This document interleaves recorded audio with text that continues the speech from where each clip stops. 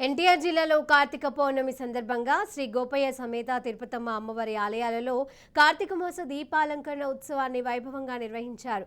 కార్తీక మాసంలో 4 ఆదివారాల్లో ప్రత్యేక అలంకారాలు నిర్వహిస్తారు. 2వ ఆదివారం దీపాలంకరణ నిర్వహిస్తారు. శ్రీ గోపయ్య సమేత తిరుపతమ్మ అమ్మవారి గర్భాలయంలో అమ్మవారిని దీపాలతో అలంకరించి ప్రత్యేక పూజలు నిర్వహించారు. తెల్లవారుజాము నుంచే భక్తులు పెద్ద సంఖ్యలో హాజరై బోనాలను సమర్పించి పూజలు నిర్వహించారు.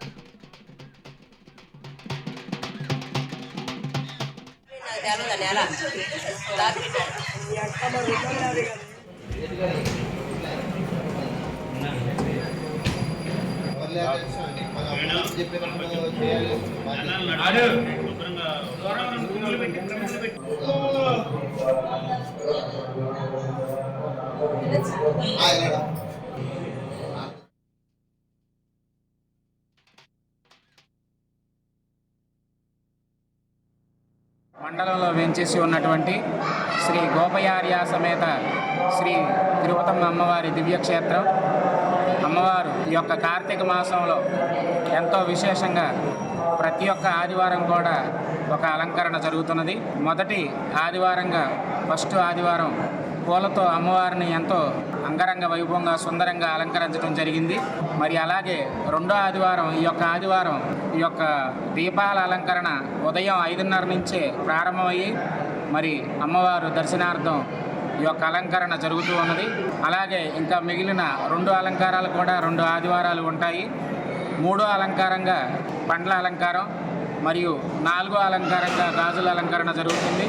2019 నుంచి ఇప్పటి వరకు కూడా ప్రతి సంవత్సరము కూడా కార్తీక మాసంలో ఈ 4 అలంకారాలు జరుగుతున్నాయి. విశేషంగా శ్రీ గోపయార్య సమేత శ్రీ తిరుపతమ్మ అమ్మవారి దేవస్థానంలో కార్తీక మాసాన్ని పురస్కరించుకొని ఈరోజు అందున పౌర్ణమి తిథి చాలా విశేషమైనటువంటిది. ఈ మహాపర్వటి రోజున మునేటి తీరంలో కొలువి ఉన్నటువంటి చల్లని చూపులతో వచ్చిన భక్తులందరినీ కూడా అనుగ్రహిస్తున్నటువంటి శ్రీ తిరుపతమ్మ అమ్మవారిని అనేక మంది భక్తులు ఈరోజు దర్శించుకుంటున్నారు. ఇంకా విశేషం ఏంటంటే కార్తీక మాసంలో దీపం అనేటటువంటిది చాలా విశేషమైనటువంటిది.